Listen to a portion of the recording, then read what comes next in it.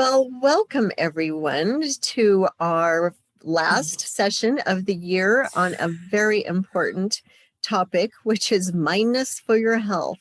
And I am so pleased to have our presenter, Kathleen Rose, with us today. I have had the pleasure of sitting Zazen with Kathleen many times and becoming friends, and she is just a mindful person, and I think you will all enjoy this session very much. I think as caregivers, we clearly lose track of taking care of our own sense of health and mindfulness. I'm Dee Childers with Life Changes, and we're here with Learn Today, Lifelong Education and Aging Resource Network.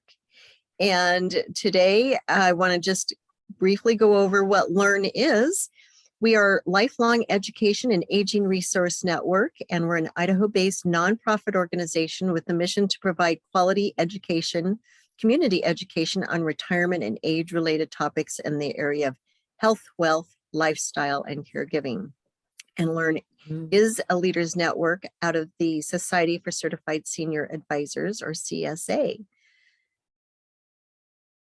As a disclaimer, today we'd just like to make sure that you understand this content is provided for general information purposes only and is not to be considered legal, financial, or health advice, kind of. Please consult with your legal, financial, and healthcare or other service providers before taking action based on this information. Today, I am so pleased to present our sponsors for this quarter, Oasis Senior Advisors and Red Pheasant Realty. Both of our sponsors this quarter have contributed significantly and allowed us to provide all of our education sessions to you and the community at large free of charge, covering basically our infrastructure. And I just really appreciate both of them. Both of them are very high quality services, and personally can and recommend each of them. So thank you, Oasis Senior Advisors and Red Pheasant Realty. Our presenter today is Kathleen Rose, as I mentioned a second ago. And Kathleen is an ordained Buddhist minister and teacher who currently offers spiritual direction for individuals seeking to cultivate deeper meaning, well-being, and freedom in their lives. She is also a board-certified chaplain who serves as a staff chaplain for St. Luke's Health System in Boise, Idaho. Kathleen has been studying, practicing, and teaching Buddhist psychology and philosophy, in addition to offering mindfulness instructions for over 25 years. Mindfulness practices are harmonious with all spiritual traditions and belief systems. Yeah. So with that, let me introduce Kathleen. And I think as a part of today, you didn't feel to do PowerPoint, so we're going to be present with you. Yeah, well, thank you. And thank you for inviting me. And the accidental synchronicity of ending my sort of in the world day this way is really a gift. As Dee said, I'm a chaplain at St. Luke's and Meridian, and it was a very important day for me to be coming home to do this with all of you, because just toward the end of the day, there were all these just different streams of requests, inner and outer requests. And I knew I was going to come and talk about mindfulness and lead us in some mindfulness practices. And so it was already sort of in my mind, and it was already sort of in my body and in my bones that was what was happening. And so as all these pieces were coming in, I was really just aware of how much my practice has enabled me to be able to discern wisely how to direct my attention. And that is really the heart of this practice, is that it gives us the strength and the courage to take a step back from whatever seems urgent and authoritative, to actually have a clearer larger sense of what the requests are and how to respond appropriately and skillfully.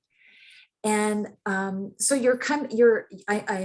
I'm coming to you from a place of practice that's always been pretty engaged, and it was a fairly active afternoon of a large family that was gathered together as their patriarch died, and having to be in heart space with maybe 15 people who some didn't speak English, but to be able to be on the human level of just being in the place of receiving the request. And I feel like the mindfulness practices and a meditation practice allows us to include our requests of the world, but allows us to stay open to really hear deeply the requests from our lives that we can decide how best to meet. So that's sort of my intention today, is to just tiptoe into the spaciousness that lives inside of us, that allows us to take a few breaths, even when there's 100 things coming our way, and not feel like that's a selfish act, that something is sacrificed when we step back. It's actually to the extent that we can stop that habit, energy, momentum of have to, everything's urgent. We find a place of peace and confidence and stability to then offer to the people and the situations that we really want to be present for. So that's a huge lot of words.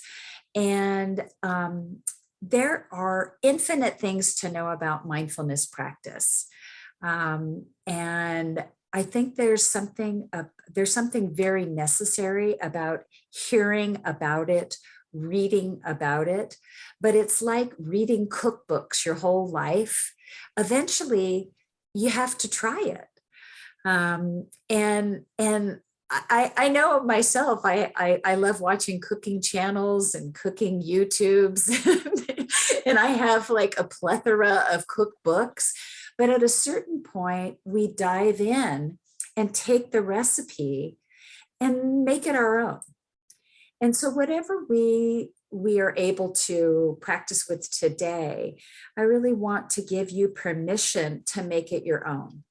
Because I think just like any recipe, we have our own palate. We have our own sense of like, I like it a little saltier, or I like it a little spicier, or it needs to be sweeter, or a little bit more sour, or more, more green onions.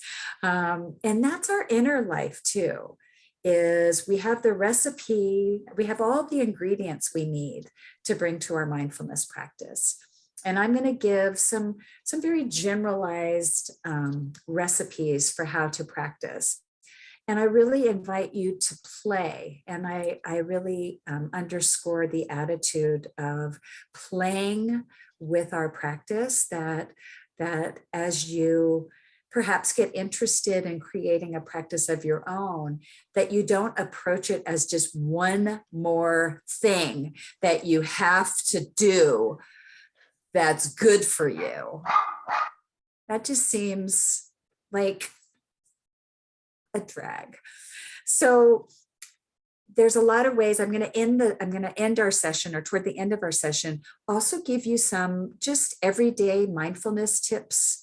I think sometimes we think our like a meditation practice is that everything has to be fine, everybody has to be fed, changed, asleep, all the calls have been done, and then I'll have some time to be with my experience. And maybe sometimes we don't have that long break. That would be ideal. But there are moments in every part of our life where we can take a moment to just step back and drop in to the lived experience where our wisdom is. That wisdom is always waiting to be in relationship with us and to guide our response to the world. So I thought we could start just with a bit of just a very simple 8 breath meditation. And this is one of the handouts that's available to you as well. So if in your day you feel like, as you start to be more interested and tuned into your own habits of stress, I think one of the most important aspects of mindfulness is know when we are in distress. This practice comes out of a tradition that is really rooted in finding ways to free the heart and free the mind, and to free us from any sense of mental or even physical pain, mental, emotional, spiritual pain. So for us to really trust our own experience of when we're off balance. It doesn't have to be a big, overblown attack of pain and suffering. It can just be that kind of niggling sense of something's off in me. And I just want to encourage us to that our first step is not to look at it as a problem, that our lives and our distress and our difficulties aren't problems. They are invitations of our deeper self, wanting to be in relationship with our loving, compassionate hearts. And so when we feel that sense of something's wrong or something is dark or heavy in the mind, to say, oh, there's a part of my inner world that needs my attention. And in order to be fully present to my outer world, this is going to be the most important thing right now. And so I'm going to start us into this 8 breath meditation, because all of us can make time for 8 breaths. It's nothing special. We're already doing it. We're already breathing. That's the beauty of this practice. We don't have any new equipment we need to go out and buy. The place of refuge comes with the human life. So to just find yourself in a comfortable position, and to just draw your intention inward for the moment. And we're going to be doing an inhale and exhalation. And on the exhalation is really where we're going to kind of put our focus. So it doesn't have to be a big special inhale, or it doesn't have to be a deep one. It can just be your regular, normal breathing posture and breathing cadence. So just taking a breath in, and then on that exhalation, just feeling or inviting the opportunity or the permission to just relax your face, just to relax your forehead and your eyes and your scalp and your jaw. Just feeling that opening happen. And then when you're ready to breathe in and breathing out, and feeling that invitation or that softening in your neck and your shoulders and down your arms. And then taking a breath in and seeing if there's some softening or opening or relaxation down your entire back. And then again, breathing in and relaxing your chest and your belly. Just allowing your belly to fall forward and be soft. And then breathing in and relaxing your legs, your thighs, your calves, your feet, and your toes. And then breathing in. And then paying attention to the entirety of your body, seeing if you can just have a sense of this entire body that holds your life.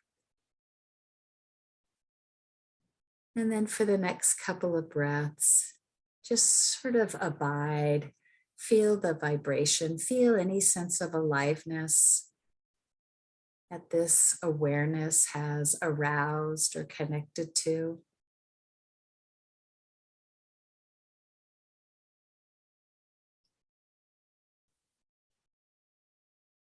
And then taking a breath, and then let's just come back together.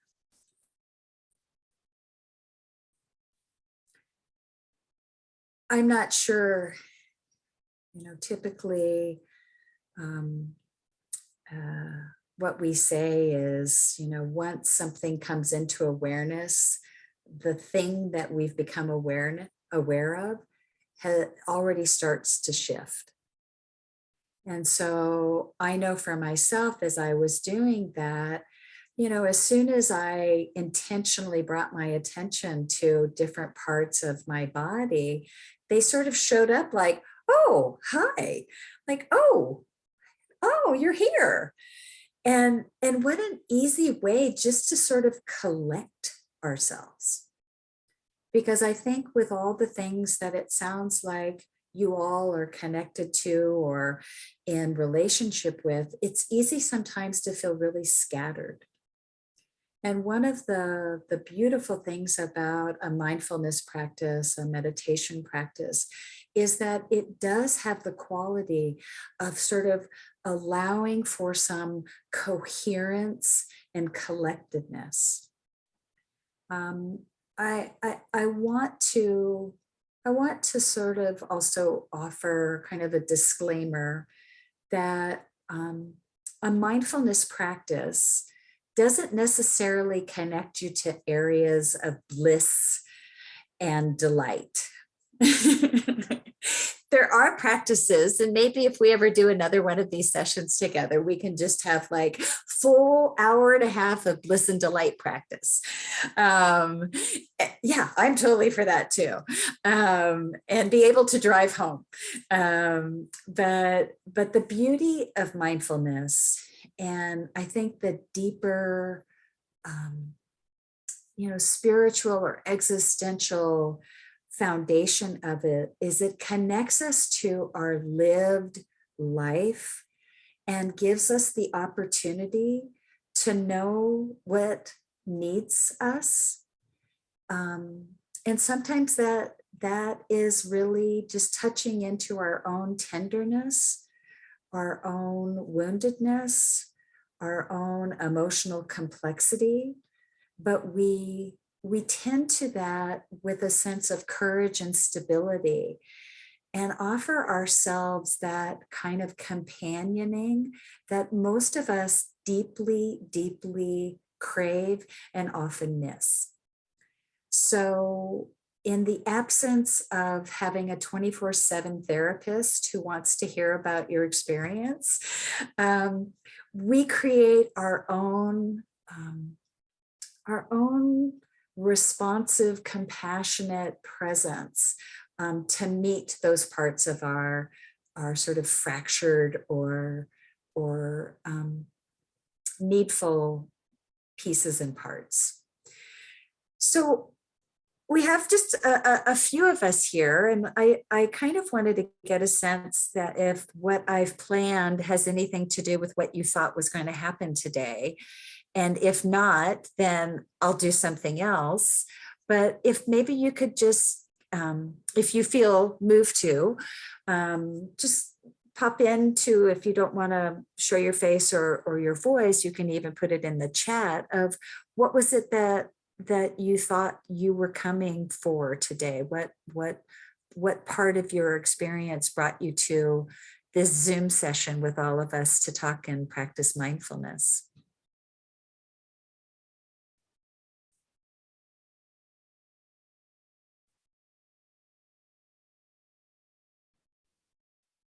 So for me, Kathleen, it's always like I have to remind myself about being mindful.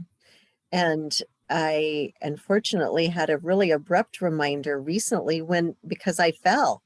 I wasn't paying attention to where I was walking. I was in my head and I twisted my ankle and banged my knee. And it was very clear. I knew exactly what I was doing when it happened. I was not present. Yeah. I was someplace else. And Yeah. so I do have to remind myself about this practice. Nice, nice. And I mean, and again, our life is where we actually are. You know, my life is where my feet are. My life is where my hands are. Yeah. And mine was on the ground. I know, exactly. You know, and so I saw that a couple of folks, somebody said, you know, that we were going to do some meditations, and that's absolutely what we're going to do, and learn some techniques to help manage stress and regain my focus. Absolutely. So we're right on track.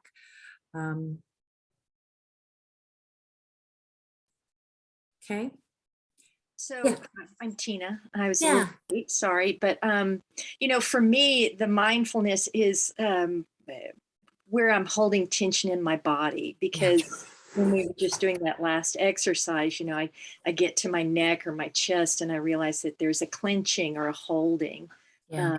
And, you know, it's mostly there, sometimes in my face. Mhm. And so the mindfulness practice for me would be very helpful to remember that I don't have to activate these parts of my body. You know, I can be experiencing things, but I don't have to bring it into physical sort of holding in my body. Yeah, no, nice, nice. That's absolutely right. And so that was my plan. I had the same experience. Yeah, yeah. Um, the the body, and I don't know how familiar any of you with you know, psycho-emotional, bio, psycho, physical, emotional literature and psychology, but you know, yeah, absolutely. There's such a that mind body connection of our emotional life. Our body hangs on to it not as a response, you know, to just be in pain, but it holds us until we have time and space and remember to come back to attend. And I really want you to borrow the faith that I have from my own experience doing this for decades, is that the attention itself on those places of tension in the neck or in the face, like you were saying, Tina, like the face just, you know, it's such a great metaphor that we put on our face, you know, and we plaster the face, and we don't, you know, we don't want to lose face, and so it holds all that tension. And so from the inside out, with our mindfulness, with our meditation, we can just start to care about that tension. And the largest definition of mindfulness, as it's used in the literature, in the kind of the psychological, emotional sense, and even in sort of the spiritual sense, is that mindfulness is this capacity, this quality of mind and attention that allows us to see things as they are, without reactivity, without judgment, and without more heightened emotion. That it can just be tension in the neck. Oh, and kind of an opening to tension in the neck, and a heart sense of compassion and sort of like caring that, oh my goodness, this body has such tension in the neck and weight in the heart and constriction in the belly. And that isn't something to be fixed or judged or even worried about. It's something that, as we trust awareness as a healing, transforming quality, that we start to just see that by partnering and from the inside and from the below up, being with those places of tension, that our body starts to soften and trust. And the good news, bad news, is that when our body starts to trust our attention, and the pain or the tension or the stress or constriction in our body trusts that we're there for it, our emotional lives often show up more fully. And that is the good news. That is the good news when our emotions come up to, sort of out of the blue, we find ourselves suddenly filled with some sorrow that doesn't seem to be connected to the present moment. It's like, nothing's wrong. Why do I feel like crying? We just say it just as much as just like tension in the neck, like, oh, there's sadness. There's some sadness that's been waiting for me to care about. Sadness. Nothing's wrong that there's sadness. Nothing's wrong that there's anger. Nothing's wrong that any part of our emotional life that trusts our attention, it's truly an act of intimacy to say that it trusts that we're going to show up with it. But in order to have our own trust that our emotions aren't too big for us, that our body sensations aren't too big for us, we need to develop a way to keep our attention stable and trustworthy. And it sounds super easy. Mindfulness practice sounds super easy. It's the most ridiculously simple formula. And I don't know anybody who is reliably good at it. We're all starting over and over and over again. So join the community of human beings whose minds are very busy trying to figure something else out. So I want to celebrate that our minds have the capacity to dream, to remember, to wonder, to solve. Like, we don't want to put the kibosh on that. We just want occasionally it to go into the background so other things can come forward. And so that was sort of the first thing that I wanted to do together, is just start to get a sense of most of our practice, most mindfulness training starts with mindful breathing or mindfulness of the breath. And so that's what I wanted to start off into. It feels like that would be more beneficial in our live time together. There are handouts about the benefits of mindfulness, and they range from, emotional to physical. There is so much empirical, experimental data on the power of mindfulness to do a lot, from trauma to pain reduction. But I think for most of us, we just want to have a reliable access to some place of stability and calm that isn't dependent on everything in the world being okay. So we can develop our own practice. Okay, so thanks, Dara.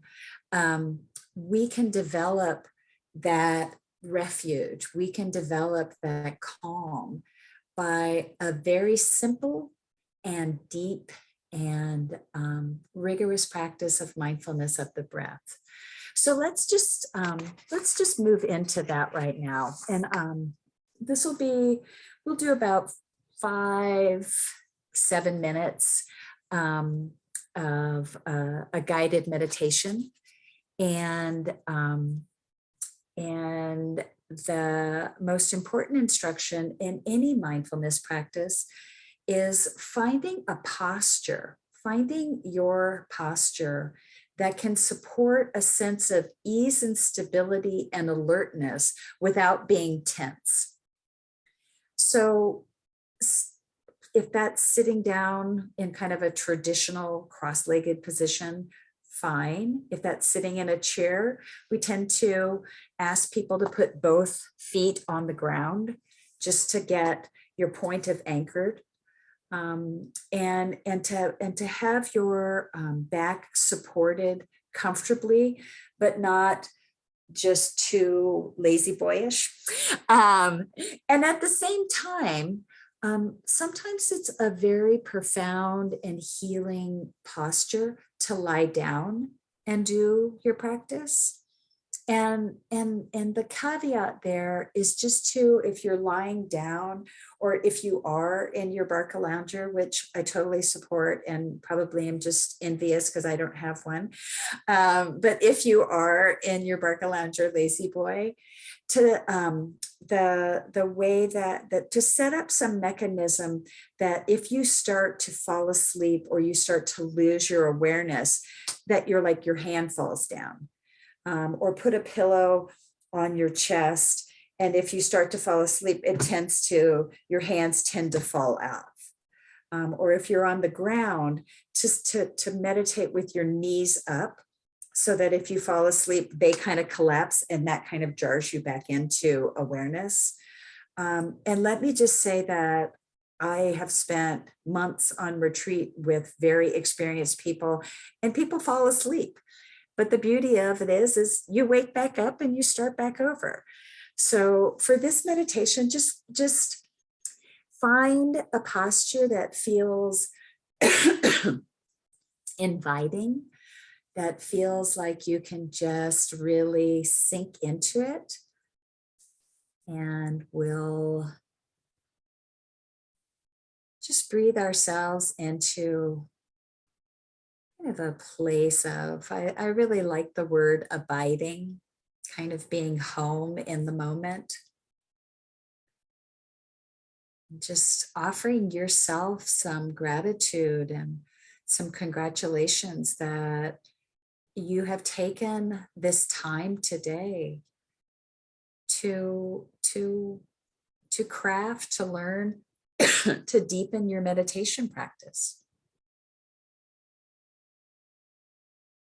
I'm sure there are many things that we're requesting you at 4:30 on a Thursday afternoon. And perhaps, like Dee was saying, for all of us, the most important act of meditation is remembering and committing to doing it. So if it feels comfortable to close your eyes,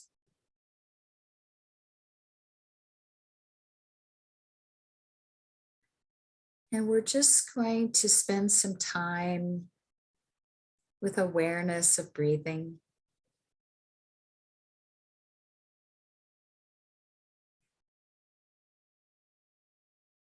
And as you connect to how you breathe, how the body breathes, I think just to rest with some ease, that the body knows how to do it. That this is something that we don't have to be in charge of. That this mindfulness of breathing is sort of a vacation from our to-do list. It's actually the undoing and just a partnering with awareness of how the body breathes.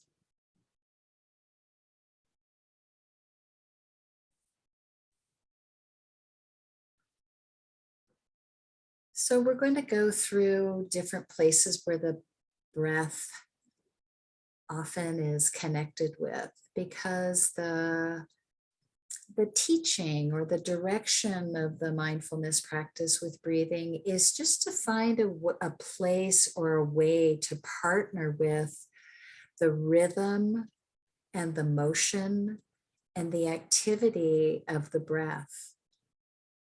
And these are very simple instructions that are extremely difficult. So to give yourself some grace space for the activity of your mind to just start to settle. And bringing the awareness to how the breath comes in and out of the nostrils.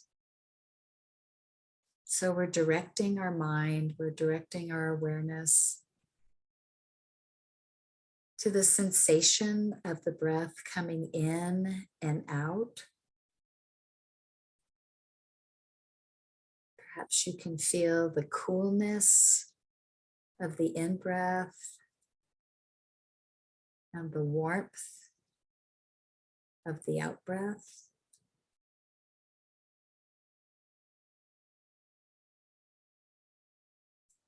And to just let your mind be supple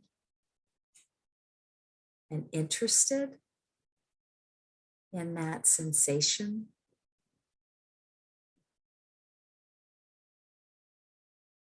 If the mind gets distracted or tight, the beautiful thing about an awareness practice or mindfulness of breathing is that the breathing is just always waiting for us. It's always waiting.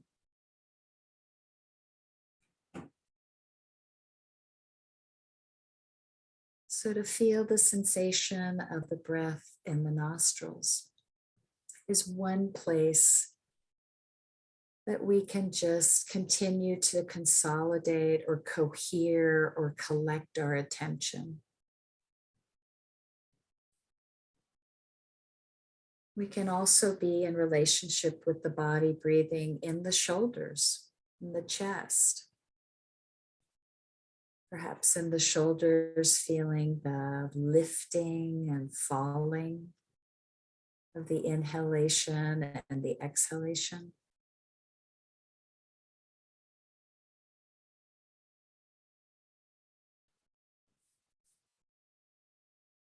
Maybe feeling that rocking motion that can also be its own sort of calming, its own sort of touching in and soothing and softening.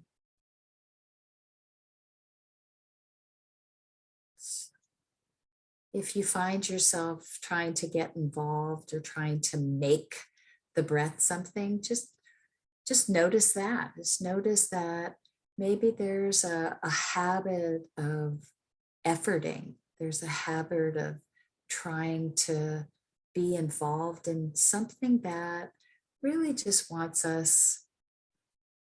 to give us the opportunity to just take the ride.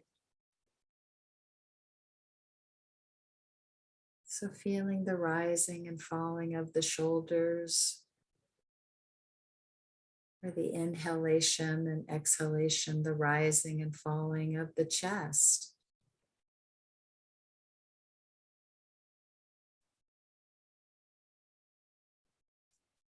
Sometimes it's helpful even to just gently note rising and falling or in and out.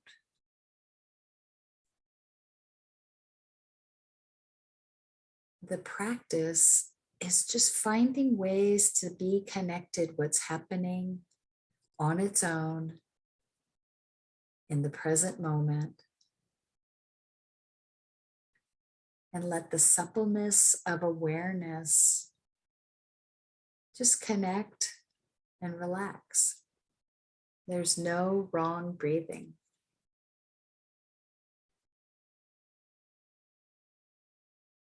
And when the mind wanders, sometimes I thank my mind and so grateful that it's trying to take care of me by figuring things out. I'll just say, oh, thank you. Let's all come back to the breath. So feeling the in and out.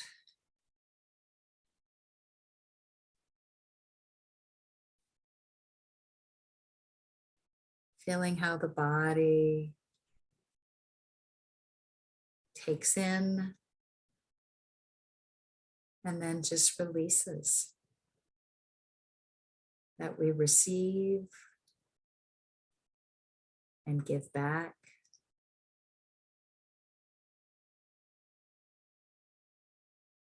And as you continue in this pattern of awareness, perhaps moving the attention down into the belly and to that softness of the belly. Feeling that opening of the belly and that inhalation, and then that contraction and the exhalation. But trusting that sense of life, and the body knows what to do. That this is a place where you can actually let that take over the body's natural rhythm, the body's natural connection to aliveness, and enjoy, when you can, just the awareness of this very simple and yet profoundly life-affirming practice.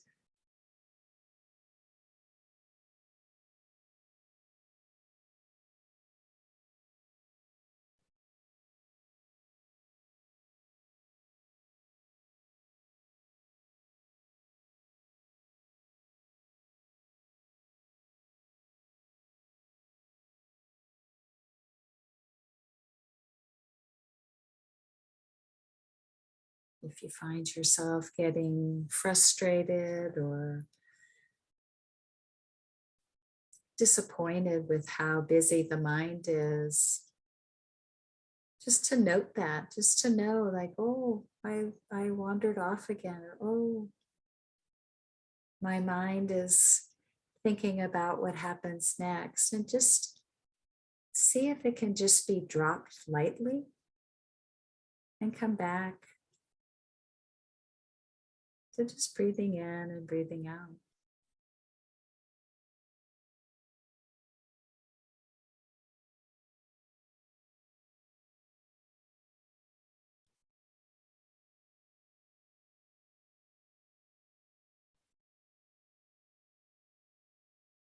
And as we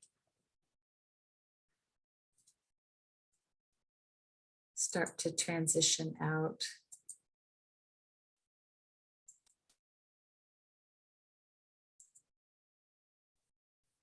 just again, offer some gratitude for that wise part of yourself that knew you needed this. And maybe taking a more intentional breath, deep breath in, and then just letting that go, just to kind of reset. And then coming back and opening your eyes. So how was that for people? Questions or thoughts or? I fell asleep just briefly, but Yeah. I would say I love the notion of having the body alert you to that. And so my head's Yeah, it is. And, I want to affirm that, my sense of those of you who are connected to this group and, um, joined this, are probably pretty tired. So I imagine you have lots of things to take care of. And so it's not uncommon that in our meditation practice, that the insight that arises is how deeply fatigued we are. And my insight was how much tension I was carrying that I didn't realize, right? And Oh, getting the focus and feeling that tension in parts of my body that I just wasn't even paying attention to. yeah, good for you. And also being reminded how easy the mind wanders and the busyness of life. And I will admit, I had to open my eyes and write something down because I couldn't get it to stop interrupting me. So I stopped and I wrote it down so I could get back to trying to be mindful. But it's a reminder of how hard it really is. Yeah, no, and I like I said, I mean, I've been doing this for decades, and that awareness, though, of the momentum of the mind the cool thing about mindfulness is that even losing mindfulness and aware of losing mindfulness is mindfulness. So it working even when it's not working. We often kind of use the metaphor that awareness or mindfulness is like, the stick in the water of our life, right? The water keeps flowing, but, we can see how that the water is flowing because, that is that place that's drawn. We're not caught up in the stream. Like we can see that the stream is moving, but we are in that place unmoving. And Dara, I think I love the permission you gave yourself to do what felt like was necessary, that insistence required.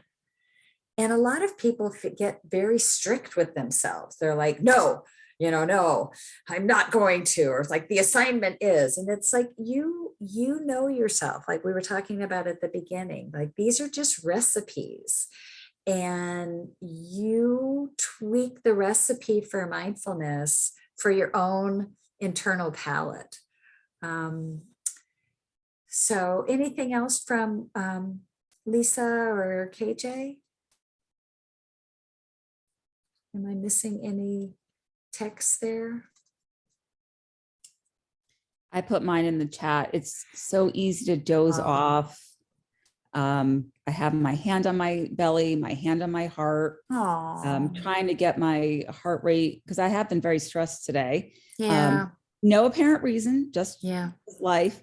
Yeah. So just trying to tell myself I'm safe. It's okay.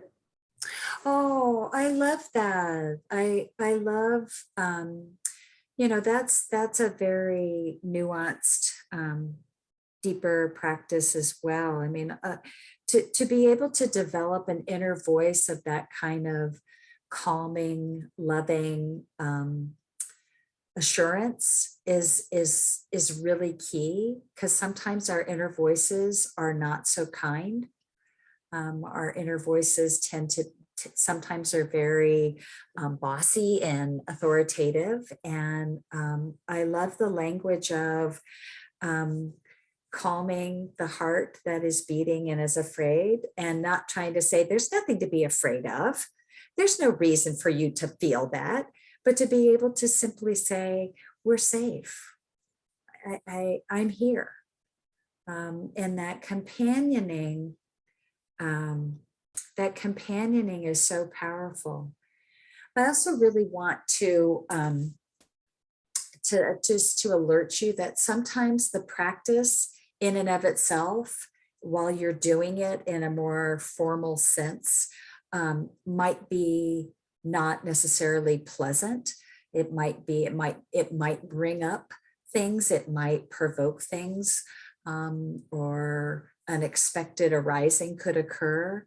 But what I do know is, to the extent that we stay with our lived difficulties, our lived stress, our lived emotional life, when we stand up to go back into our life, that part of our heart and our mind has been freed. So I can have really difficult experiences in my meditation sometime and feel like I didn't get anything, like I was all over the place, or that I didn't achieve calm, but I just was like, here's the ride. This is my life and I'm not going to budge. I'm just going to stay with it. That, okay, I'm really worried. There's a lot of worry right now. So how can I just assure worry that I'm here? And it invariably happens that as soon as I get up and join the flow of my life again, that worry isn't in charge anymore. That worry, even if the things haven't changed, that wanting to connect with our physical and mental and emotional pain gets transformed and softened and eased up a bit when we go back into the flow of our lives. So to not judge if your meditation is working by necessarily the meditation itself, that the fruits of our meditation often are, The fruits of our meditation are often experienced in our everyday life. That the things that used to trigger us, the things that we used to get kind of reactive and caught up in, just maybe there's just a little bit more space before that happens. So absolutely. And is it Dara or Dara? Dara. Dara. Dara. That mindfulness itself, and I want you to just take this as a truth that will eventually prove itself to you. Awareness itself is healing and changes things. Even if it doesn't feel like it in the moment, awareness of what's happening in the moment changes things. So I feel like we should go into our body scan to kind of get a full snapshot of the body. And the body scan is extremely delicious. And there are many different guided body scans online. So if this is something that feels like, as we do it and afterwards, if it feels like something that you would benefit from, there's apps that lead you through body scans. It's just it's just sort of a great vacation sometimes, just to collect yourself and to offer awareness to the entire body.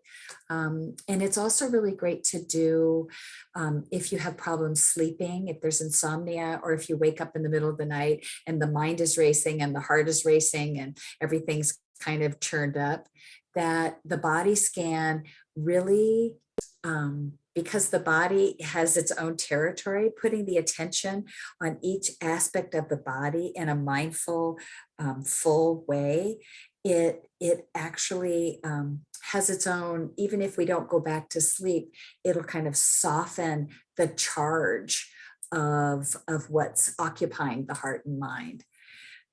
So if there's nothing else that feels on top, I feel like I want to, yes. Yeah. And KJ, there is an extremely, oh, I can't think of the name of the book. Maybe it was called like The Pain Chronicles. And it's a woman who had extreme pain for many years. And she kind of chronicles all the different things that she tried over the years to address it. And in the end, she found the most reliable relief through developing a mindfulness practice. And that's not to say like, oh, if you just get a good mindfulness practice, you're not in pain.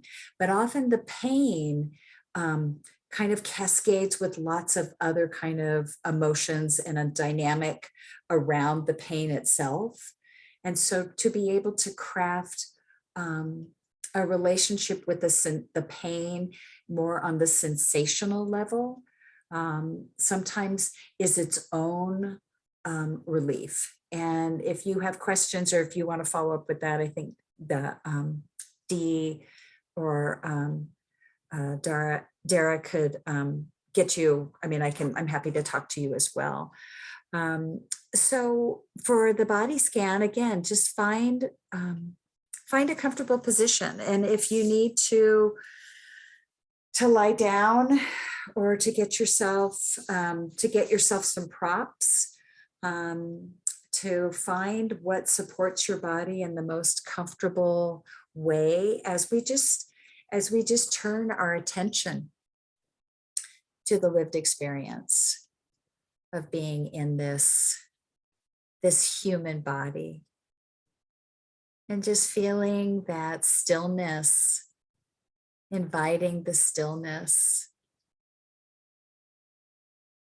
and then checking in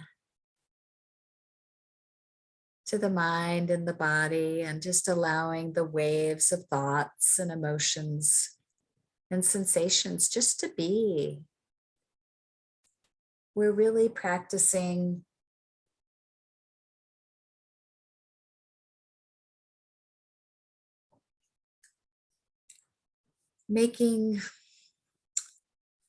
creating a space for really wanting to know what our life is like, that there's no part of our inner world that that doesn't belong. Everything belongs in experience. Everything belongs in awareness.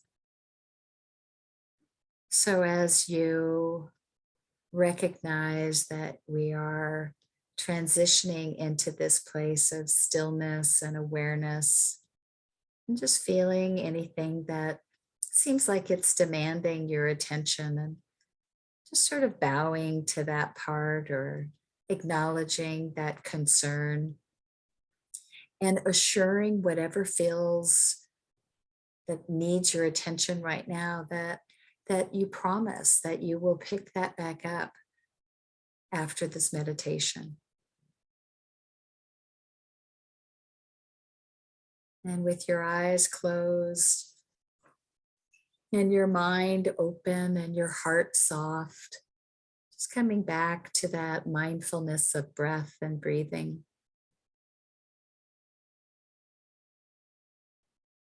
Feeling the body just doing what it does, knowing exactly what to do.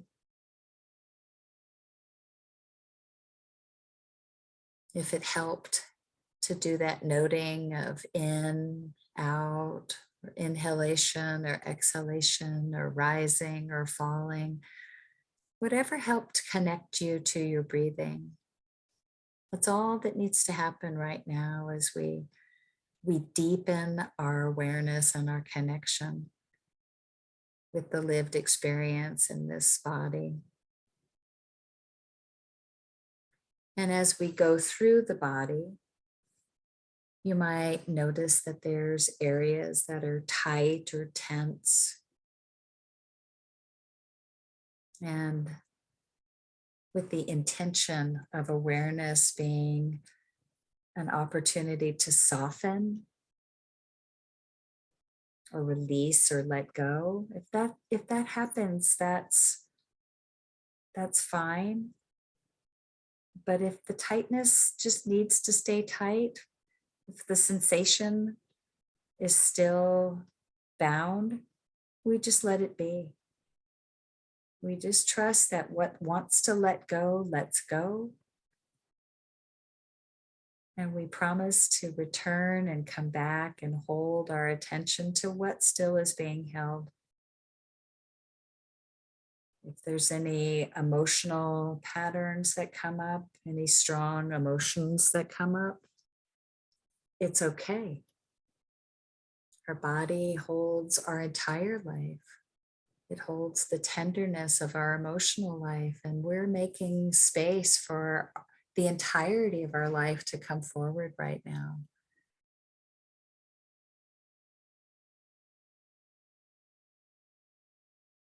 So just bringing your awareness to the bottom of your left foot. And if you can't actually feel it, just imagine the left foot. You can feel it on the floor, or if it's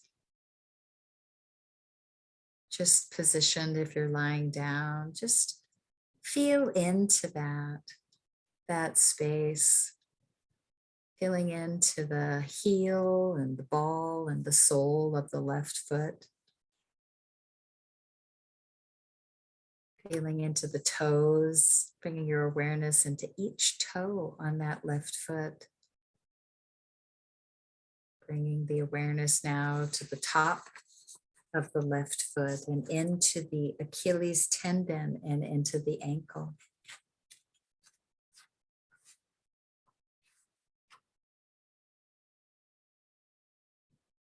And now your awareness moves up into the lower leg and the calf and the shin.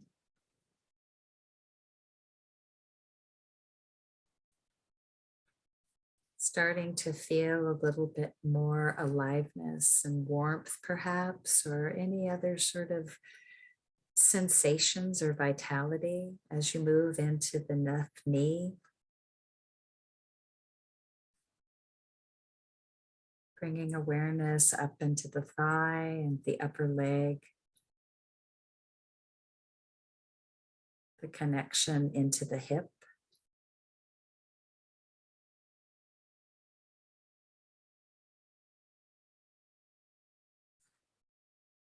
And then allowing the entirety of that left hip and left foot, the entirety of that leg to be felt. Owning, coming home.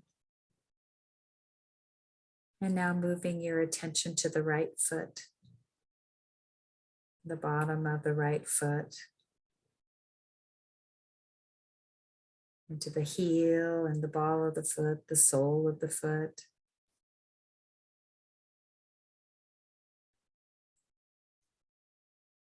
Into your toes, the upper foot.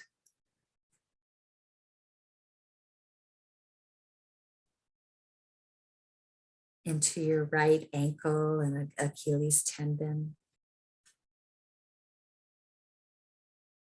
Moving up into the leg, the calf, the shin, and the knee. Experiencing attention, bringing this part of your body home. Moving the awareness up through the thigh, your upper leg, and then to your right hip. And now we move into awareness of the pelvis and the pelvic region, that deep belly.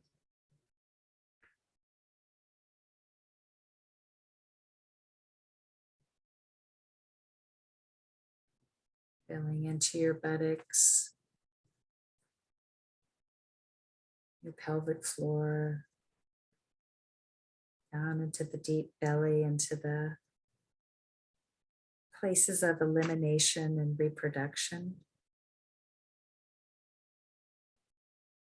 Bringing awareness into our abdomen. And just noticing if there's any quality of tension or heaviness. And without trying to make it different, just offering the warmth of awareness, the soft smoothing of awareness to move from the deep belly into the midsection.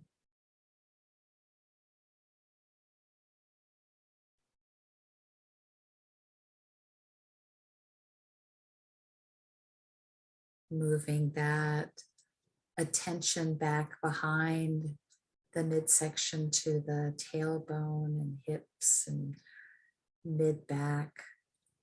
That whole part of that mid torso, feeling the band of awareness surround from the back to the front, all the way down.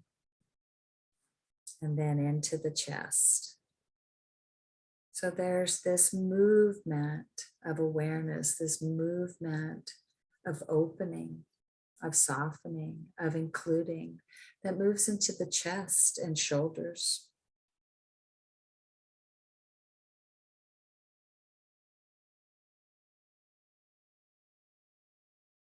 Down the left shoulder into the left hand.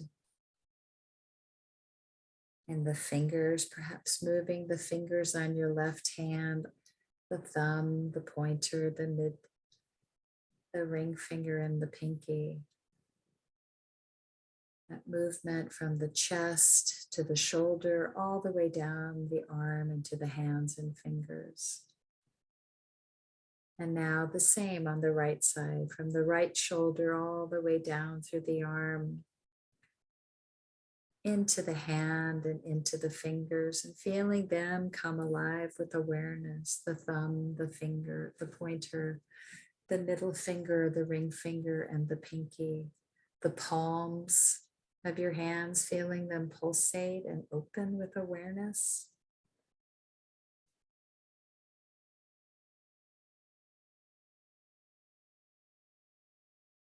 And now from the shoulders into the neck, into that neck, that place of connection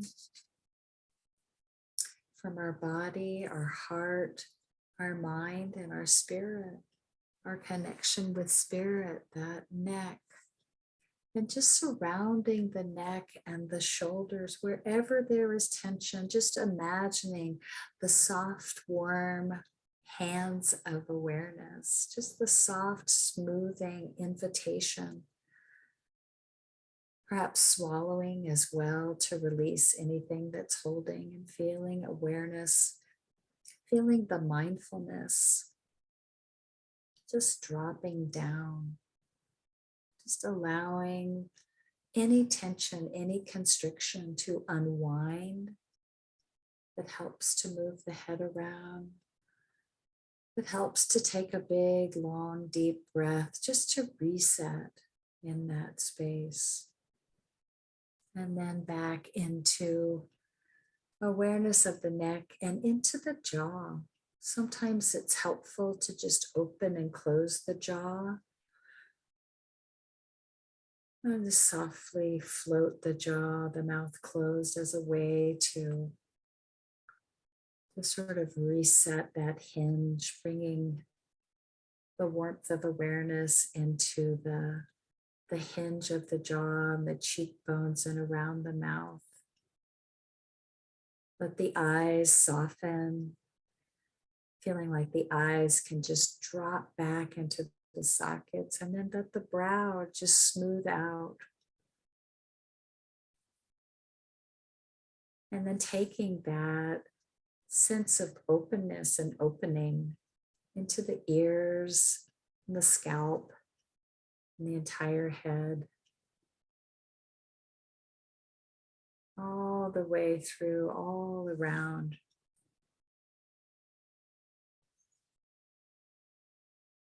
And now breathing with the global awareness, kind of scanning through from the top of the head, through the face, through the neck, through the shoulders, the arms, the hands, the belly, the back, the hips, the legs, the feet and the toes, and just breathing in the totality of the territory of your life.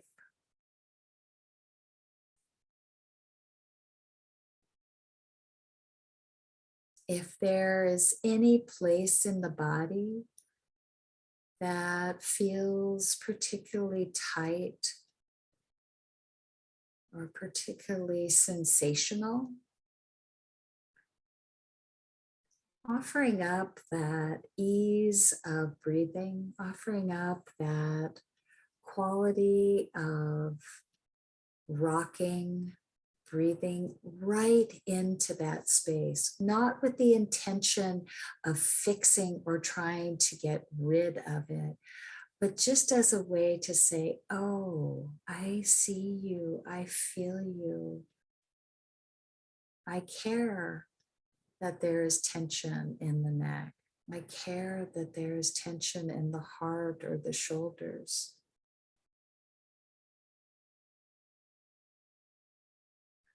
And just allowing the softness and the warmth of the breath to be good company, to be a loving attention for the parts that hurt.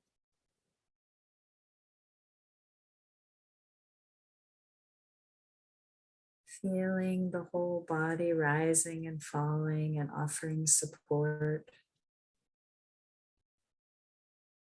Noticing if there's places that are looser or softer or more vibrating than when you started.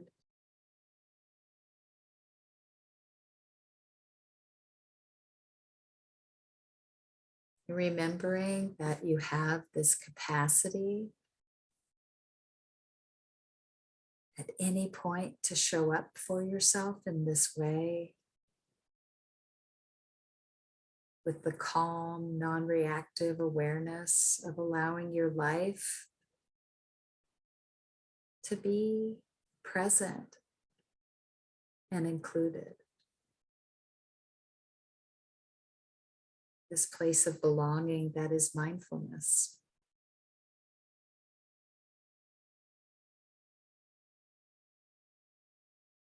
So taking a nice deep breath in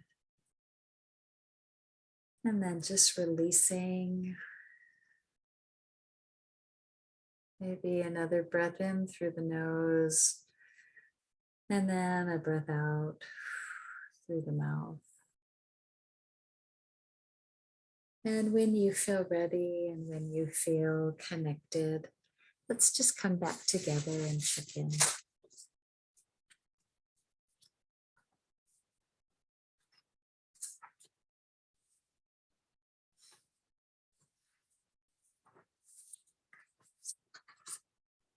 How are you all?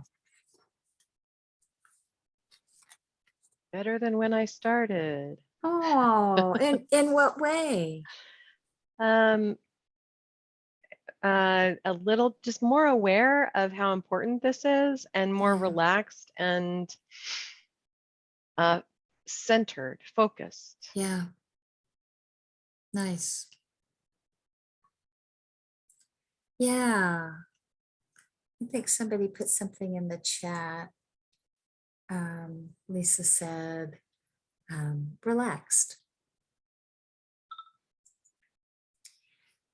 And relaxed doesn't necessarily mean that the tension is all gone or the things that we still need to attend to have suddenly vanished.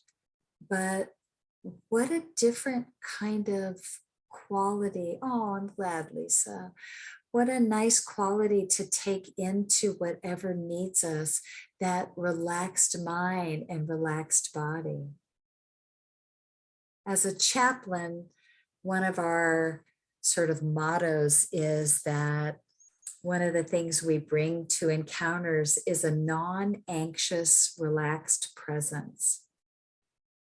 And I feel like that's sort of the attitude I want to take into my meditation is to be a non-anxious, calm presence. Even if the house is on fire, can I help myself and others get out in a non-anxious, calm and relaxed way so that it doesn't have to be a frightening experience, but still people, we need to get to safety.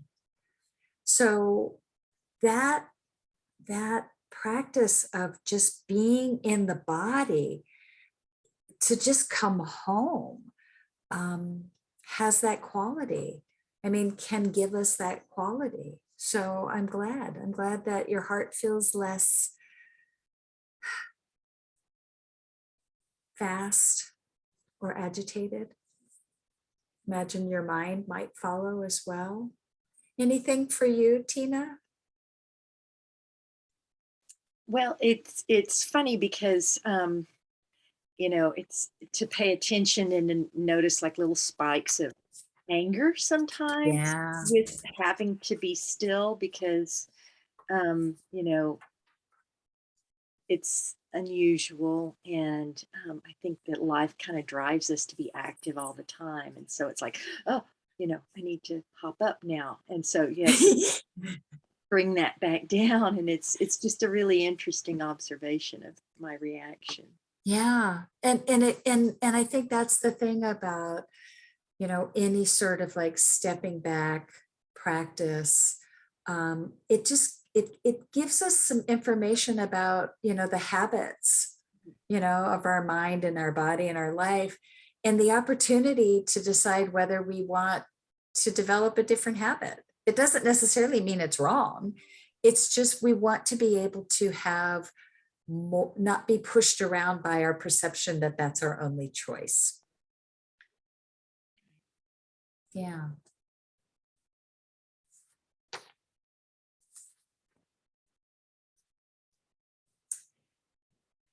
So I always think about this practice as it reminds me of that poem of Rumi's The Guest House, that it's often used as a sort of a framing for how to meet our internal experience of how our awareness can greet the visitors, whether it's the visitor who wants to hop up and go do something else, the visitor who is worried about her neck or the person that she needs to go meet with next, is that, all of that, we have the house of awareness is large enough. So I just wanted to kind of read it, and I'll put it in the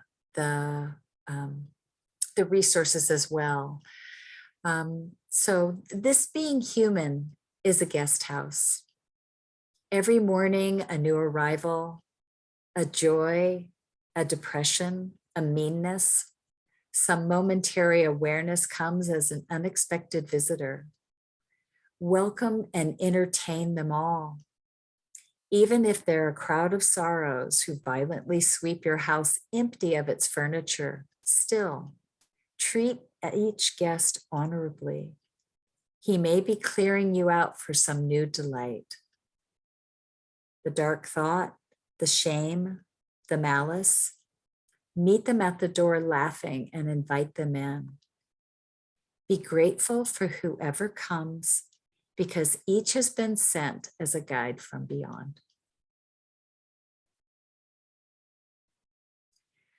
So when I first started practicing, I set up my internal guest house, and it's called Kate's Country Kitchen.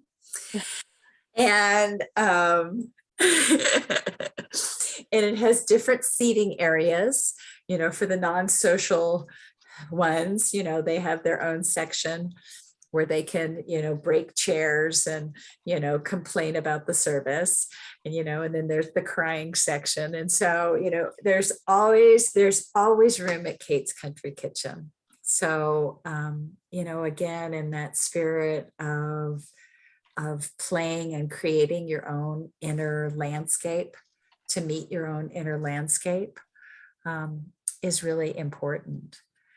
I think in the resources, I also sent a couple of handouts for some self-compassion practice, that a lot of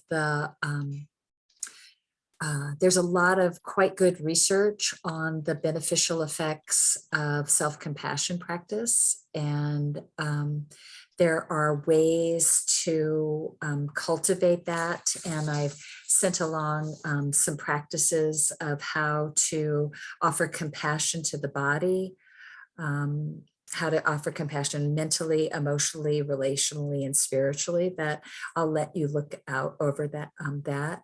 And then also kind of a scripting for maybe some of the language that you can use.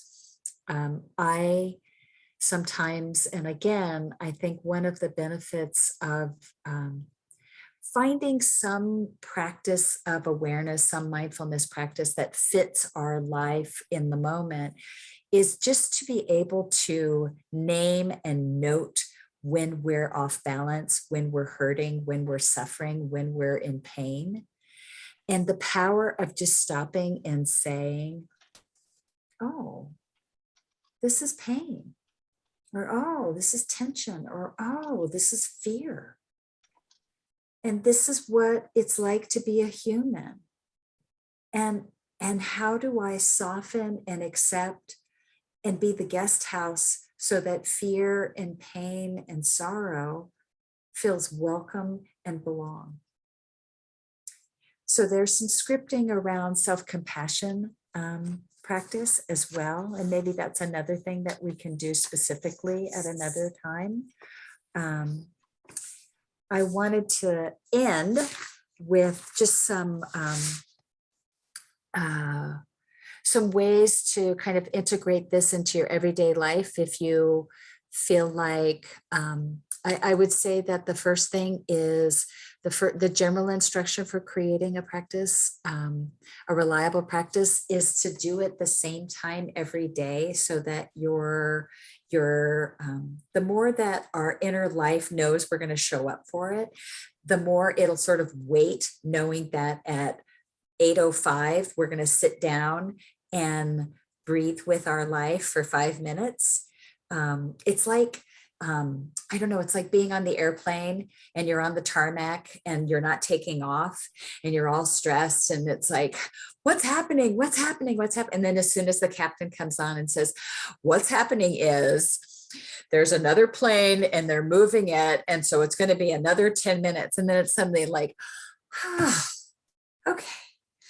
And so when we're talking about creating a practice for ourselves that meets our life, if we can kind of give a window, it's like I generally the first thing in the morning, before I get up and do anything else, is I just do sort of a mindful check-in.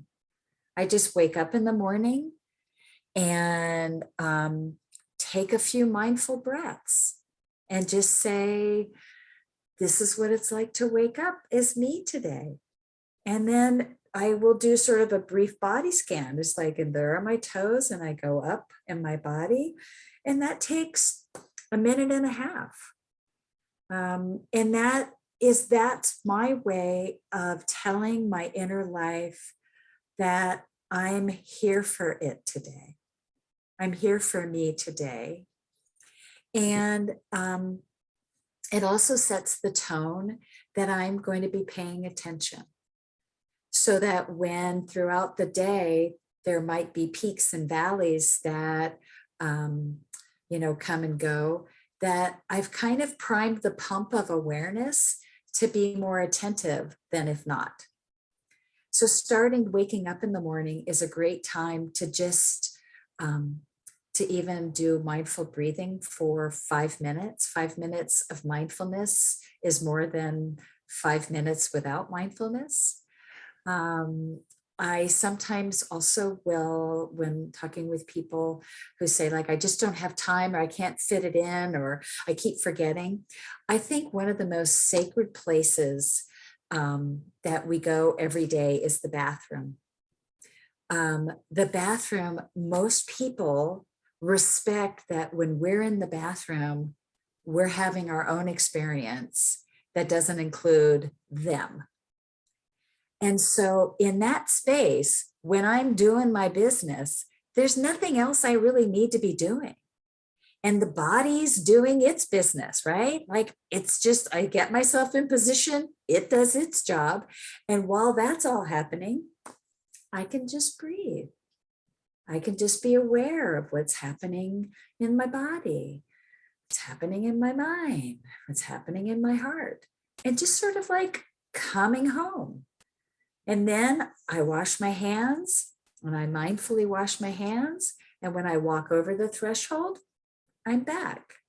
So it's a great place of kind of making it your own sanctuary, because you have to I hope you all are using it every day.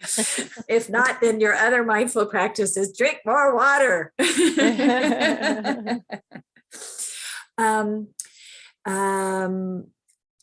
You can also, in eating, to use eating as a practice of mindfulness, of just when you're eating, just be eating. And to be aware of what the smells, what the taste, what the color, what the texture is, and to not be doing anything else. Mindfulness practice is just focus on whatever's happening in the most simple way. So I think that's probably the easiest takeaway, is find ways to be mindfully simple with what is already happening in your life. Kathleen. And I think I was going to say, and I think we're wrapping up. Yeah, I want to say thank you so much for the focus and thoughtful and simple, really simple and I don't know what the right word is, but approachable, easy way to remind us that we can make and should make mindfulness a part of every day. And there are ways to carve out that time. And personally, thank you for reminding me how important it is, and that I can benefit so much from not neglecting that focus and attention on myself. So for spending the time with us today, for guiding us through a few meditations, for your thoughts and for your knowledge, and for sharing your handouts with us. Our gratitude from me personally and everyone at Learn. Yeah. And I will also say thank you again to our sponsors, Oasis Senior Advisors and Red Pheasant Realty, who generously make it possible for us to bring this fall series of education to the community completely free of charge. Mm. Any of you who are not on the mailing list, anyone who registered for this class will receive an invitation to join our mailing list. We send you about 1 email a month. It's a newsletter indicating new videos that are up, new classes that are coming, sharing important information around the Valley on aging and caregiving topics. But we do ask you to confirm your subscription to receive that newsletter. We won't actually send it to you until you confirm it. So if you receive that invitation, please accept it so that we can continue our dialogue with you and share information like we will be announcing, sneak peek, you're getting the first public viewing of the class schedule for winter. We will be offering 8 classes starting January 13th.